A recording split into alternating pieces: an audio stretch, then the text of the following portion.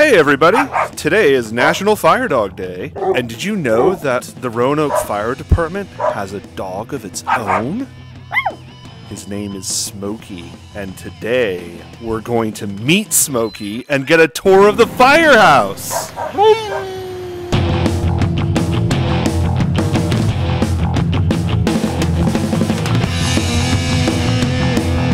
Hello everybody, welcome to the Roanoke Firehouse. I'm Mr. Ross, and we're here for a special treat today with firefighter James Bailey. Yeah, if you want to tell us a bit about yourself and just kind of... Certainly. Firefighter James Bailey. I've worked at Roanoke Fire Department for 16 years. Came to Roanoke by way of a different fire department. So we've got about 28 years of experience total as a firefighter. And this is my home away from home. I'm here every third day, and we're here for 24 hours on our shift. And I'm going to give you all the station tour. Awesome. Yeah, thank you very much. We appreciate that. We're releasing this video in honor of National Fire Dog Day as well, so we thought we'd also get a chance to introduce you to Smokey. Yes. Everybody at home is going to want to know all about not just the fire station, but their dog as well. Absolutely. So, that should be a lot of fun. Yay. All right, well, without further ado, this is our training room, but it also doubles as our city's emergency operations center. So during thunderstorms or other emergencies, the fire chief and other administrators from the city will come in here to help mitigate any disaster that could happen. Wow. Right now, the EOC is in operation due to COVID. It's been in continuous operation since COVID-19 come about. So normally it's not so messy, but there's a lot of work going on in there, like almost on a daily basis. And we don't want to move any of their paperwork because if it's important paperwork that they need to turn in, we don't want to mess that up. Yeah, absolutely. The captain has an office. There's 3 captains, 1 for each shift. They all share the office. They all share a bedroom. If you want, you can come in and look at this bedroom real quick. All the bedrooms are in the fire station are pretty much set up very similar. Since we have 3 shifts, there's usually 3 people that will share a bedroom. Since we're not all here at the same time most of the time. 3 people and a dog. 3 people and a dog. Yeah. Smokey puts himself to bed. He has his own place. Oh my goodness. You being a good boy? Yeah. Who's a good dog, huh? Is it you? Is it you, Smokey? Yes, you are. You're a good dog, yeah. This is our report writing room. Anytime we do an emergency response to a ambulance call or a fire call, we are responsible for doing the reports, especially for the EMS calls. We all have mailboxes and mail slots. We also keep spare radios and other things up in here that we might need, spare batteries. In the morning when we get here, we check our radio. Each one of us have our own radio, and we like to make sure we have a nice fresh battery at the beginning of the shift. Yeah. So there's also books and stuff hidden in the cabinets for studying. So it's kind of like a lot of stuff going on in here. Awesome, yeah. All right, so this is our living room area. We do get to spend time in here usually after 5 p.m. Monday through Friday between 7 o'clock and 5 p.m. We're usually busy doing things out and about the city. You may see us testing fire hydrants or doing training around town, but we don't get to spend a lot of time in the recliners until after 5 o'clock. But one of the things that we do get to do in this room is I get to work with Smokey. Now Smokey's a pretty attentive dog, and he really likes treats. So, Smokey, stop, drop, roll, buddy. Yay! Good job, Smokey. Shake for me, shake. Yeah. Oh. Right. Look pretty. Catch. There we go. Oh, so good. What a good boy. So Smokey, he's a pretty good dog, most. Yeah. Oh. Oh, I know. We'll get you more treats. Yeah. All right. This is our kitchen. We have a pretty good sized kitchen. You do. It's beautiful. Every day at Roanoke Fire Department, there's somewhere between 5 and 7 firefighters on duty. We have typically 6 full-time firefighters and then 1 part-time firefighter each day, assuming the part-time firefighter signed up for a shift and they're available. Cool. Our part-time firefighters come from other cities, and they like to come over here and just help us out. Awesome. So, like I said, pretty good sized kitchen. Yeah. We typically eat 2 or 3 meals a day in here. We don't do a lot of eating out around the city, even though it is the unique dining capital. Yes. It's a little hard to find places to park fire trucks and ambulances. Absolutely, that makes sense. So, so we tend to try to cook our meals here. Absolutely, cool. And then we have our big old dinner table. Oh, that's awesome. But what we were finding out is, as you can see, there's only 6 chairs. There's 6 to 7 of us here each day. Right. When we constructed this table, well, there were only 4 or 5 of us on duty, so it was a perfect table. We've been discussing building a bigger table. Yes. Awesome. So how old is this fire station? Fire station's right at 10 years old. Cool. We moved into this fire station in 2009. Oh, okay, cool. So actually, I guess it's closer to 12. 12, yeah, something like that. Cool. Kind of lose track of time. It's true. Here in our kitchen, you'll notice we have 3 different doors. We've got different things going on. So my shift is A shift. If you want to come and look at this, each shift has its own pantry and refrigerator. We pay $15 a shift out of our own pockets to pay for our meals. So it was just a good thing to have each shift with their own refrigerator, own pantry. Yeah. So if you notice, we have a nice lock and key. There's this lock, and there's this lock. So Awesome. It's kind of an unwritten rule at the fire station. If you leave your locker unlocked, the other shift will eat your ice cream. It's a long tradition amongst fire departments and firefighters everywhere. We will eat the ice cream out of your refrigerator. So, It sounds reasonable. Yes. it's very reasonable. So this is our back patio area. It was added on to the fire station about 6 months ago by one of our firefighters. He did all the construction. Many of us tried to help. Some of us were just in the way, but we tried to do the best we can. And it's here. It is up to fire code. It has sprinklers. Wow. Oh, awesome. Just like any other business that we would require. Yeah. And in part, we had to do that because of the size of the patio, as well as the fact that we had the grill back here. Like I said, we do try to eat all of our meals at the fire station. So like anybody else, we like to grill out. Absolutely. And have some healthier options. Yeah. So what kind of calls do y'all handle besides fire calls, if any? Well, we have 2 ambulances that we try to keep staffed as often as possible. And we respond to just about anything you can imagine that would an ambulance would be needed for. So heart attacks, people with shortness of breath, car accidents, people that may fall or get injured. So this is our EMS supply room. These are the items that we use to restock the ambulance after we use items. So it's like full of gloves to protect our hands and all kinds of medications. I honestly don't even know how many medicines that we carry on the ambulance because I've never counted them, but it's a lot. I bet. And we are fully capable and staffed with paramedics 24 hours a day, 365 days a year to respond to calls in the city of Roanoke and to some of our surrounding areas to assist them. Very cool. Since there's so many of us on duty each day, we have multiple showers and restrooms. So we actually have 4 showers and restrooms along this hallway. The first 4 doors are all showers and restrooms. And then further on down, follow me, we have all of our bedrooms.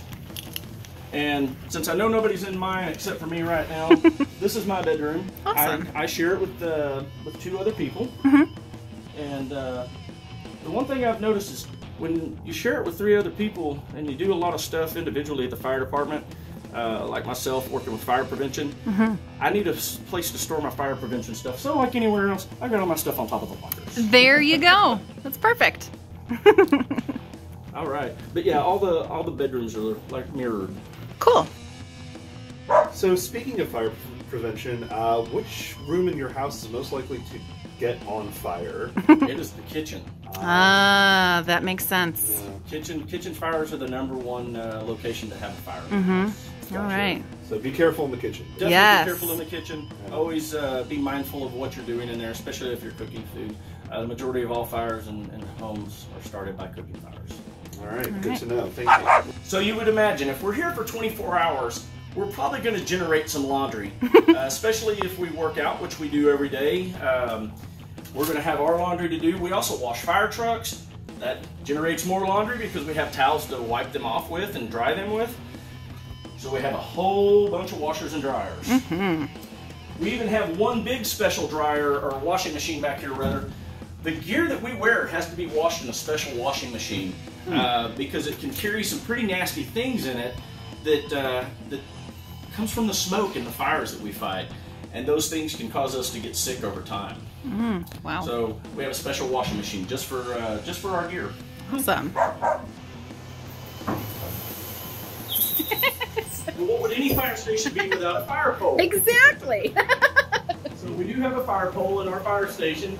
Not many fire departments are putting them in anymore, but we do have one. Yeah. This area right here is where we keep all of our fire gear. This is my locker right here.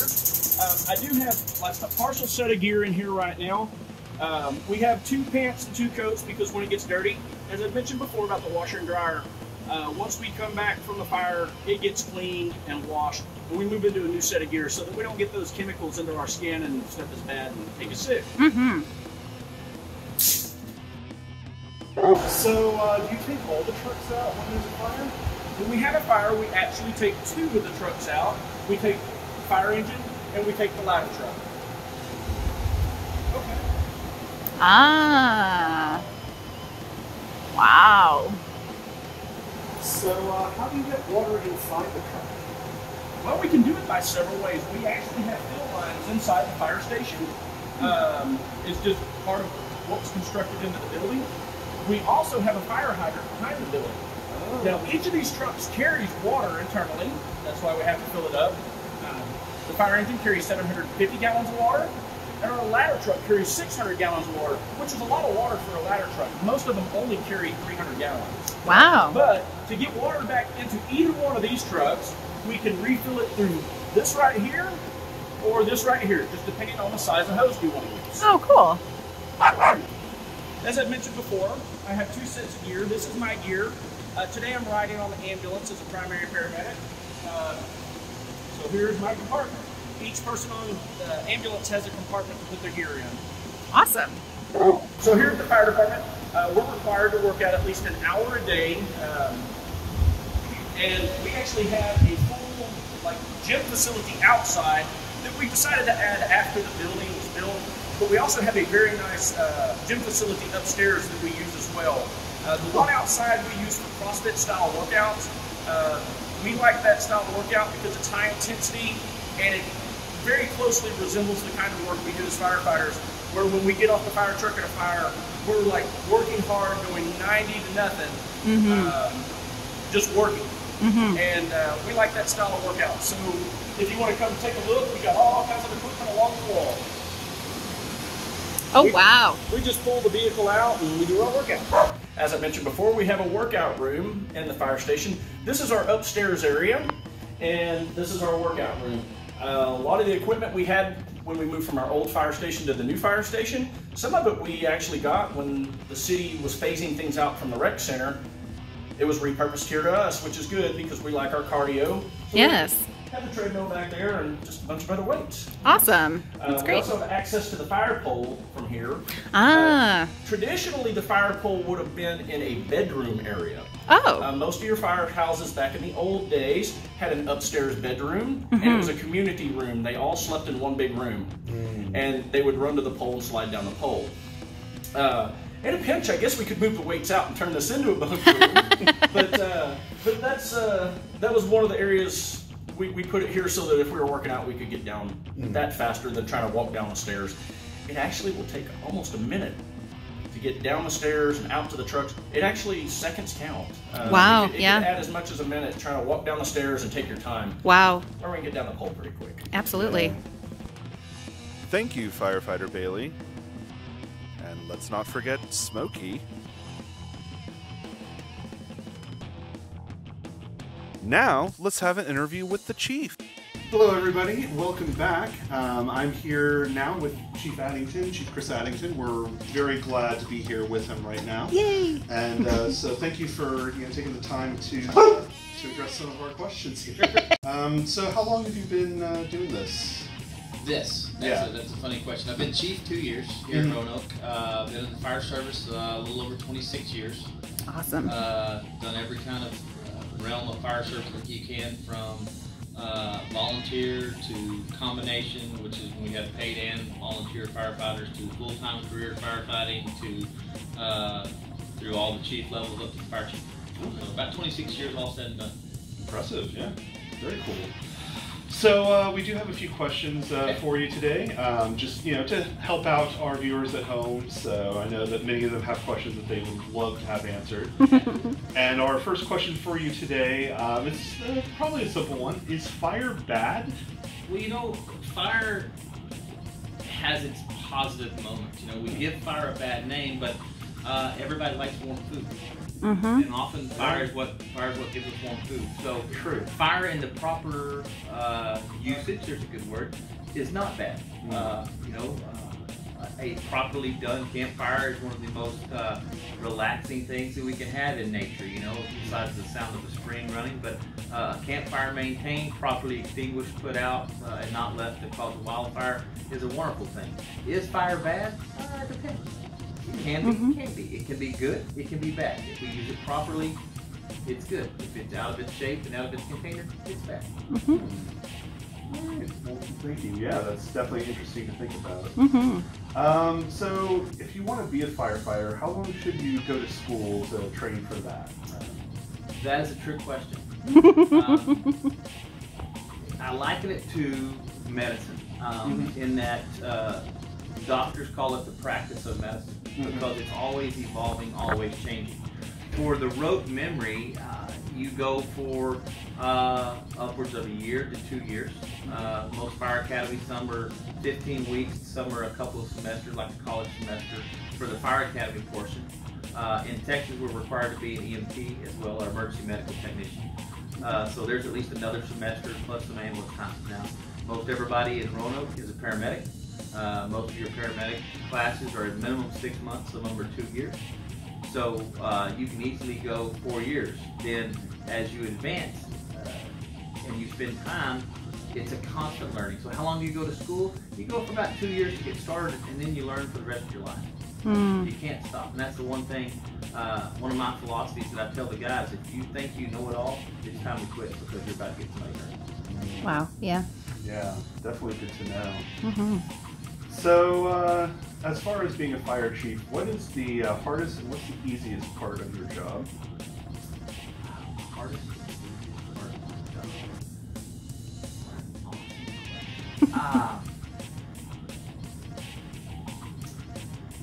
The hardest part of my job is making sure that we meet the needs of the citizenry. And that I meet the needs of the staff. And I say that, you look at the city, we are one big pie. The fire department's just one piece of the pie. So I may not be able to get everything I want, but most often I get what I need. And conveying that is tough because there are always things we can want, but there's not always things that we technically can justify and need. So the hardest part of my job is making sure that we meet all the compliance standards of response times, of care provided, of the requirements of medical direction, the state licensing agencies, and all that, while keeping the guys safe. Mentally, physically, keeping them safe, getting them prepared, keeping them on their job. The easiest part of that is serving. And that sounds funny, but I'm a very servant, leadership-minded person, and I inspire the guys and empower the guys, I hope, to be a servant leader as well. So the easiest part of that is of giving of ourselves, and that sounds funny because yes, we get paid to do it, but there's so much more than just what we do. When we truly give of ourselves to take care of others and get outside of our shell, get outside of our box, and work to take care of others, that's the easy part, because there may not be accolades, but the self-reward of knowing you did your best and you took care of another person, that's the easy part. Yeah, sounds pretty good. So, thinking back, what made you decide to get into fire departments, fire safety, all that? My junior year, I went to the National Youth Leadership Forum on Medicine. Went to Harvard, spent time there with some of the most awesome people, and I started seeing these doctors, and we were talking, and I was always the last. We all went around and asked questions, you know. What was the most awesome surgery you've ever done? What was all this? And my question was always something about their family or their kids. I came back in and I was like, you know, I want to do something with medicine. I want to do something with service, but I also want to have a family and a family environment, and I want to be able to spend time with my kiddo and my wife, which at that time didn't exist. But and firefighting was one of those. I could be in service, but you could have family. Yeah. And that was apparent, you know, and to this day, that is impacted my leadership because I worked on, and I don't say preach. My dad was a preacher. That's not it. Dad's a preacher. Brother's a doctor. But I require, I guess you could say, these guys to focus on work-life balance. Mm-hmm. Because if that work-life balance is in check, they're happier employees. They're better employees. Mm-hmm. And that's part of it. Goes back to that question, hardest and easiest part of my job. Mentally, keeping their work life, you know, the greatest thing about that, I said it backwards and I didn't mean to. I had a CFA student, that's our Citizens Fire Academy, and she said, Chief, why do you call it work life? And I said, you know, you're exactly right. I said, she talked to me, she said, I used to teach that, but it's life work. Because if your life's in check, your work just happens. And I was like, you know what, that is such a great teaching point right there. So I screwed up and I meant to say the life work out, because why does work come first? We need to make sure we're taking care of ourselves before we take care of the others. So I always say if we can't take care of each other, then we can't take care of anybody else. So. That's awesome. Yeah. What else? You know, just is there anything else that you'd like, you know, the people of Roanoke and the kids out there to know about, you know, working in a fire station, or just anything in general? Fire safety. Yeah, fire safety, anything like that. Fire safety. Well, we got volumes we need to talk about there. We're going to get that message out. But you know, you can't be. I think it's funny. We talk about fire not being bad, but you can't be too fire safe. Mm-hmm. That's what makes fire good, is when we truly practice safe principles and practices with fire. You know, kids, I can't tell you enough. You've heard it. I hope your parents are teaching it. If you see something, say something. If you see lighters, matches, don't touch them. Don't play with them. Don't try to hide them. Tell your parents, tell an adult, and get them taken care of. That fire safety message, you know, can't be preached enough. Be careful. We're going to put out some stuff around cooking safety with all these kiddos at home in collaboration with y'all. But be safe around the stove. Be safe around heating appliances. If we, you know, it's hard to think of with the 100-degree days we've had, but we're coming in the winter, and space heaters, and you know, making sure we have safe distance from space heaters. We don't put blankets over them because they're not the most attractive thing to have in the house. Mm-hmm. But just that safe practices. You know, don't overload extension cords. I can go on for days and days. Check your smoke detectors. Mm-hmm. You know, make sure they've got a fresh battery at least yearly. If not, when the sun, you know, go back to time change. There's so many safety messages we can put out. You know, and if the parents need speaking points, I'll be glad to talk to kiddos. And I know, be careful what you wish for. If parents need speaking points, you call me. I'll get it. There's handbooks out there we can give them. Yeah. So just be fire safe, because you can't be too fire safe. That's great. Absolutely. Well, that's all we have for you today, but you know, we do appreciate the time. Thank you for taking time out of your busy day to talk with us. Absolutely, no worries. I appreciate it. Yeah, anytime. And thank you, sir. This is Texas. We shake hands, but absolutely, we'll be smart afterwards. Sounds good to me. There you go, sir. Thank you.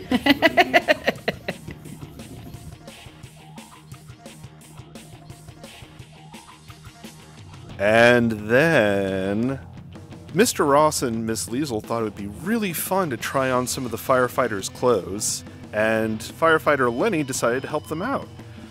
But then Mr. Ross thought, wouldn't it be even more fun if we turned it into a race?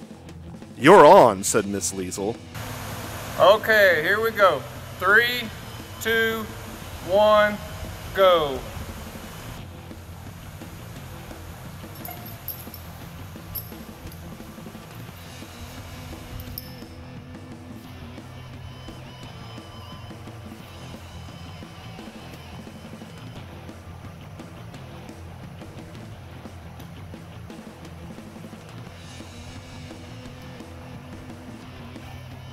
30 seconds. Ross is struggling with the pants. And the pack is on. Lenny is pretty much ready to go.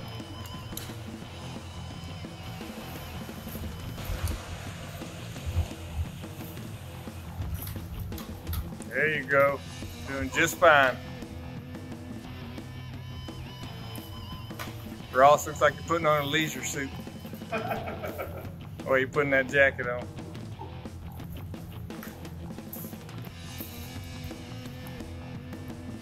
And now, who can get it zipped up first? It's almost a statistical tie there. Good.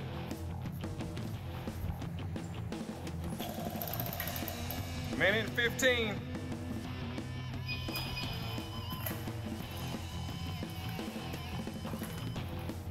And Lenny's ready to fight the fire. Ross is not so much. Oh, we have a glove on. We have a glove on, folks. This is serious business. Mask is being Minute stubborn 40. for Ross. Come on, Lenny. Getting 2 minutes. Lenny is getting his gloves on.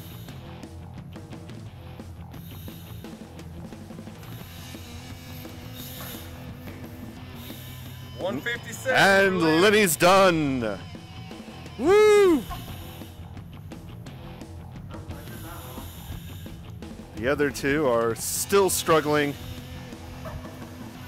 Liesel's having Yeah, he got a trouble little with the backwards. helmet. It seems that Ross is having a similar problem. So they're Lenny, making in the a- meantime, has making a decided dirt to angel. make some fire angels. All right, 222. And Liesel finishes. Woo! All right. Hurry up, Ross. The fire's still going. Y'all- Lenny You always doing have to some have a push-ups show-off to in the group. encourage Ross.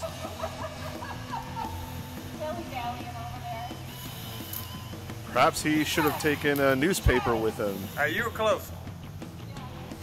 You got one more.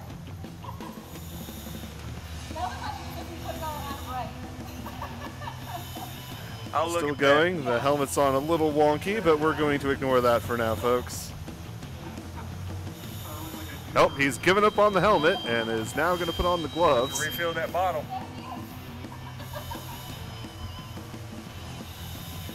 Lenny just taking the opportunity to lounge. All right, you were 222. Yeah. All right, all you have to do is strap in, put your chin strap on. Yep, just one chin strap stands between Ross and There, that's success. Just one chin strap. You can't lose your lid. Any minute now. Hold on. It's not a tie, Ross. You actually have to We put got it a onto the helmet. And with some assistance. 355. We're done. Ha All ha! right, good job, everybody. What a fun day we had at the fire department. We'd like to give a special thank you to Chief Addington, Firefighter Bailey, and all the firefighters that helped us out today. We want to talk about how thankful we are to have such wonderful heroes in our community. Talk about superheroes. The work you do every day not only helps us when we're in danger, but keeps us out of danger as well. So again, thank you so much. And of course, let's not forget a special shout out to our new friend, Smokey!